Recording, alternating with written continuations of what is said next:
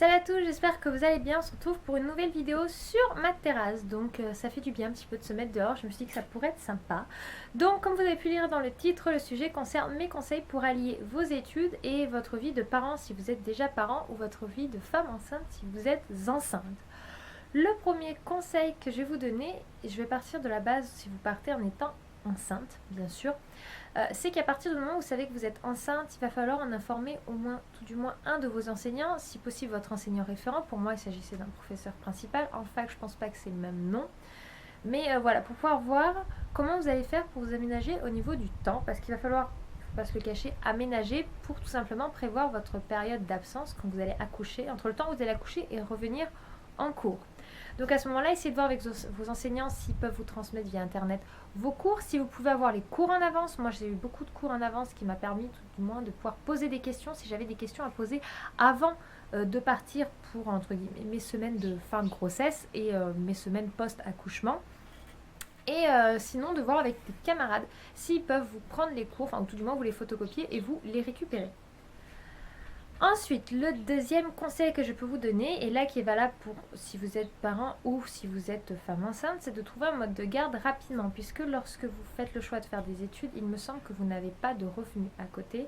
Je ne crois pas qu'on puisse allier chômage et études. Dites-le moi en commentaire, mais il me semble que non. Et du coup, une nounou a plus du mal à accepter quelqu'un qui a qu'un seul revenu, ce qui peut plus ou moins se comprendre.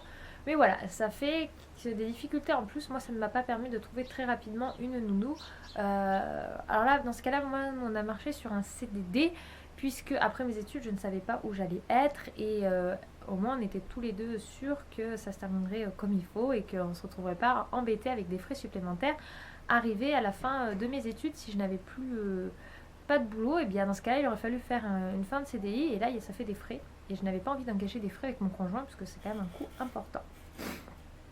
Ensuite, et le conseil principal que je vais vous dire, c'est énormément d'organisation. Déjà, je vous en ai parlé en vous parlant de vous voir avec vos enseignants. Si vous êtes en alternance, il va falloir prévenir votre maître de stage ou d'alternance, votre responsable, je ne sais pas le nom. Si vous avez des périodes en entreprise, il va falloir aussi aménager. Moi, ça a été le cas. Il a fallu que j'emménage mes périodes en entreprise, c'est-à-dire que j'ai travaillé quasiment une bonne partie de mes vacances d'été dernier en entreprise pour pouvoir rattraper les semaines que je ne pourrais pas effectuer en novembre, décembre, tout simplement.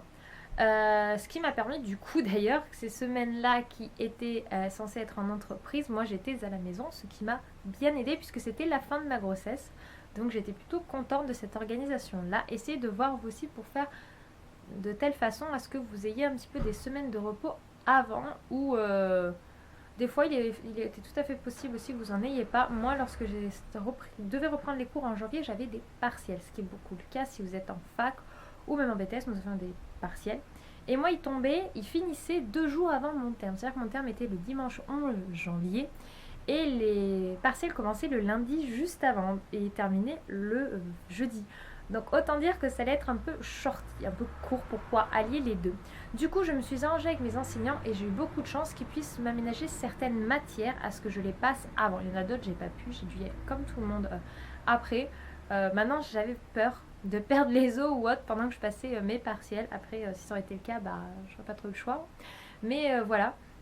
Heureusement, tout s'est bien allié, mais il est vrai que c'est possible que ça tombe les deux en même temps. Donc, essayez de vous organiser aussi de ce côté-là. Et plus tôt vous vous y prenez, plus simple l'aménagement se fera. Ensuite, ce qui est des révisions, puisqu'encore aménager son temps, c'est une chose, mais trouver du temps pour faire des devoirs, c'en est une autre. Et je ne vous cache pas que, en dehors de l'organisation, c'est beaucoup de fatigue. C'est beaucoup de fatigue que vous cumulez parce que avant que l'enfant soit là, ça ne vous change pas. Honnêtement, vous êtes enceinte, vous n'avez pas de couche à changer, vous ne levez pas au milieu de la nuit pour le biberon, vous n'avez pas à le nourrir, donc c'est du temps de gagner puisque tout se fait naturellement dans votre ventre. Alors je ne vous dis pas que vous passez des meilleures nuits, que vous avez une grossesse tip-top sans vomissement ou autre, il y a aussi tous les désagréments de la grossesse. C'est pas pareil que quand on a le bébé quand même, c'est différent. Et du coup, si vous vivez vos études quasiment tout le long de votre grossesse et pas quand vous accouchez, il n'y a pas spécialement d'aménagement à prévoir, juste au cas où si jamais vous accouchez prématurément et que votre terme se rapproche de la fin de votre année d'études, essayez de vous aménager, mais sinon honnêtement vous n'aurez pas grand chose à aménager. En revanche, pour ceux qui sont parents et qui décident de reprendre des études, ou ceux qui accouchent, ou celles qui accouchent, c'est-à-dire au milieu de leurs études, comme ça a été mon cas, Et donc du coup, il va falloir réfléchir à votre façon dont vous allez travailler et réviser alors que votre enfant est là. J'ai eu énormément de chance d'avoir un bébé qui à partir de ces 3 semaines dormait 7 heures d'affilée. Alors des fois j'avais pas de chance, il commençait sa nuit à 5 heures de l'après-midi, donc du coup à 3 heures du matin c'était reparti pour toutes les 3 heures. Mais je sais pas, je pense que c'est le fait d'être maman, de devenir maman quand on allait. Moi j'avais une hormone qui faisait que ça me permettait d'être plutôt pas trop mal en forme la journée. Alors heureusement, comme il a fait ses nuits très tôt, j'ai eu énormément de chance de pouvoir arriver en cours plutôt en bonne forme. Je faisais des nuits de 7 heures. Donc pour moi, pour une jeune maman, des nuits de 7 heures, c'est énorme. C'est pas forcément énorme pour des gens qui ne sont pas parents ou pour qui ont des grands enfants et qui du coup font un peu la grasse mat. Mais quand on est jeune parent, c'est une bonne nuit, 7 heures d'affilée. Du coup, je n'arrivais pas en cours avec des cernes jusque-là, des cheveux comme ça, parce que j'avais à peine ouvert l'œil pour arriver en cours et que limite j'avais pas dormi. Ça n'a jamais été mon cas. Je suis toujours arrivée en ayant plus ou moins dormi. Donc ça, c'est bien. Là, au moment où vous pouvez faire vos devoirs, c'est, et je vous le cache pas, c'est le soir et ça peut être tard. Honnêtement, c'est pas toujours simple parce que vous avez la journée dans vos pattes, vous avez eu votre enfant, s'il est tout petit, c'est pas simple, ou même s'il est grand, ça demande beaucoup de temps à lui accorder, ce qui est tout à fait normal, on s'occupe de ses enfants. Mais du coup, quand il est couché le soir ou s'ils sont tout petits, entre deux siestes, donc pendant une bonne heure, c'est là qu'il faut travailler. Et je vous cache pas que des fois, c'est pas facile. Honnêtement, je vous dirais pas que c'est simple, que des fois on a des baisses de motivation, mais il faut garder son objectif en tête. Il faut se dire c'est une question de 6 mois, c'est une question d'1 an. Et après, on aura atteint notre objectif. Il faut vous dire que derrière, c'est votre carrière, c'est votre profession, votre avenir personnel. Pour certaines, leur épanouissement personnel en tant qu'individu femme et le travail, vous allez vous dire il faut absolument que j'y arrive à la faire cette année d'études et il faut vraiment garder ça en ligne de mire. Il faut avoir votre soutien de votre entourage. Si vous n'êtes pas soutenu, ça ne va pas vous aider. Il faut que votre conjoint ou la personne avec qui vous vivez, qui vous aide à élever vos enfants, si c'est votre conjoint, c'est ses enfants aussi, mais si c'est pas votre conjoint qui vous aide aussi, parce que des fois on n'est pas avec l'homme qui nous a donné des enfants, hein, voilà, chacun a son mode de vie.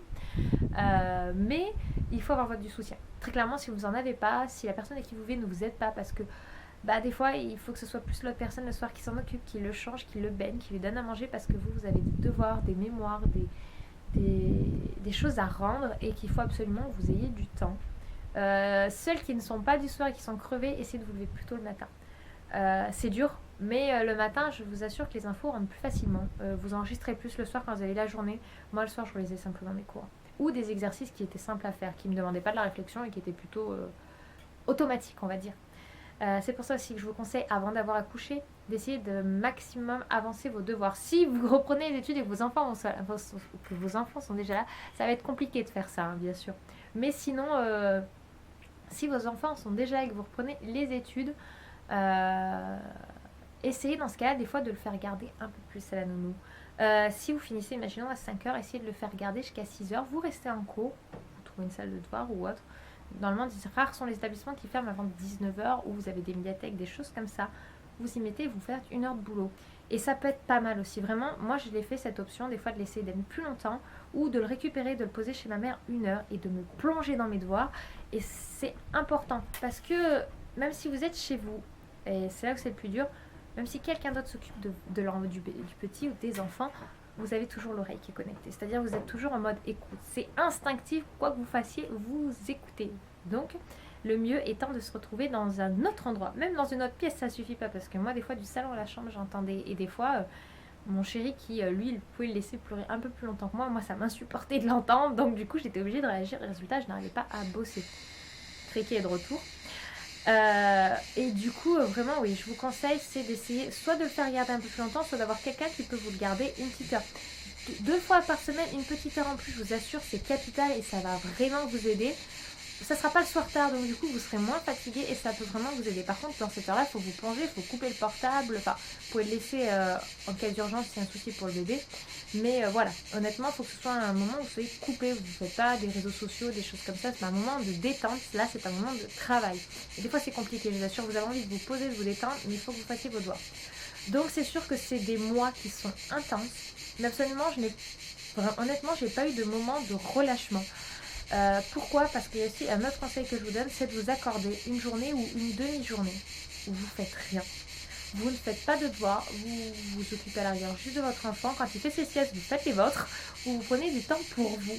Mais voilà, à un moment, moi c'était, je sais pas si c'était le samedi ou le dimanche matin. Généralement, mon chéri travaillait le samedi, mais pas le dimanche. Et j'avoue que certains dimanches matin ou après-midi, c'est lui qui s'en occupait. Et du coup, moi, je me posais entièrement, je ne faisais rien que de m'occuper de moi ou de me détendre. Et ça, c'est important. Si vous ne vous accordez pas un moment dans la semaine, même si c'est quelques heures, 2, 3 heures, je vous assure, ça va être très difficile de tenir le coup. Après, il faut avoir aussi le soutien de vos enseignants, c'est-à-dire, j'ai énormément de chance, j'ai des profs qui ont été très compréhensifs, qui des fois restaient 5-10 minutes en plus à la fin du cours pour répondre à mes questions. Il y en a, ils ne sont pas toujours disponibles et qui s'en fichent. Si vous avez fait le choix d'être parent et d'avoir des enfants et de faire les études, vous vous débrouillez, vous suivez comme les autres, c'est ça que je veux dire. Il y en a d'autres, ils vont prendre du temps. Moi, j'ai même ma prof d'anglais qui est revenue des heures supplémentaires qu'on a trouvé en commun pour m'aider à réviser parce que je savais qu'en janvier, je ne pourrais pas être là, donc en décembre, elle est venue quelques heures par-ci par-là gratuitement et juste pour m'aider, et ça je l'en remercie énormément parce que elle m'a entraînée pour mon oral et ça m'a fait énormément du bien, et merci à elle. Et si vous avez des profs qui peuvent être comme ça, c'est vraiment super, des profs qui sont à l'écoute, qui sont disponibles, qui font du boulot en plus pour vous aider. Voilà, c'est pas du favoritisme, non.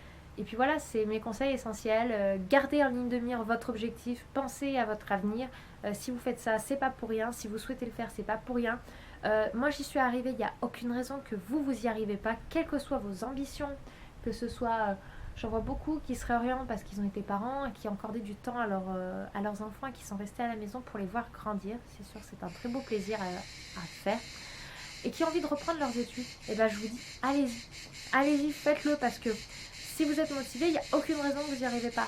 C'est sûr, ça va vous faire un moment où vous n'allez pas avoir de revenus, mais derrière, ça vous en permet d'en avoir peut-être un meilleur, ou même pas un meilleur, mais vous de vous sentir épanoui. Qu'est-ce que c'est une année dans une vie? Si c'est qu'une histoire d'un an, même 2, qu'est-ce que c'est? Essayez de voir, des fois vous pouvez avoir des subventions par Pôle emploi, si vous avez moins de 25 ans, par la mission locale, vous pouvez avoir des aides par différents organismes pour vous aider à vivre pendant cette période-là. Vous avez droit à des aides, etc. C'est l'occasion, foncez, essayez, renseignez-vous. Déjà rien que vous renseigner, ça ne vous coûte rien. Parlez-en avec votre conjoint parce que c'est quand même une décision à deux. Montrez-lui si jamais il ou elle n'envisagez pas ça, l'importance que ça a pour vous. On peut vivre avec un revenu et se serrer la ceinture, c'est sûr que ça vous fait serrer la ceinture, mais derrière ça vous permettra vous d'être épanoui et puis de vous ramener un revenu, donc de avoir ou d'avoir un mode de vie beaucoup plus agréable. Voilà, donc moi au jour d'aujourd'hui, eh bien, vous savez tous, j'ai eu mon diplôme, je suis très contente et maintenant je cherche un emploi. Je me suis accordé juillet, août et j'espère trouver un emploi pour septembre. Je pensais poursuivre mes études, mais pour ma part, je pense que déjà c'est pas mal. Mon objectif professionnel, c'est de devenir enseignante. Donc je vais travailler pendant bien 5 ans pour pouvoir faire une VAE, une validation des acquis d'expérience. C'est aussi un autre moyen de pouvoir atteindre son objectif professionnel. Pensez-y, renseignez-vous. Et par la suite, je passerai le concours d'enseignant et je terminerai ma carrière. J'espère terminer ma carrière, donc je ne l'ai pas encore commencé. Mais voilà, c'est mon ambition professionnelle en tant que femme et j'espère réellement le réussir. Je vous souhaite à tous de réussir vos objectifs personnels, que ce soit d'être une mère aimante au foyer ou un père aimant au foyer, maintenant ça se fait, ou d'être une femme épanouie au travers de son travail et de sa famille. Voilà, j'espère que cette vidéo vous aura plu et puis je vous dis à très vite dans une prochaine vidéo. Ciao!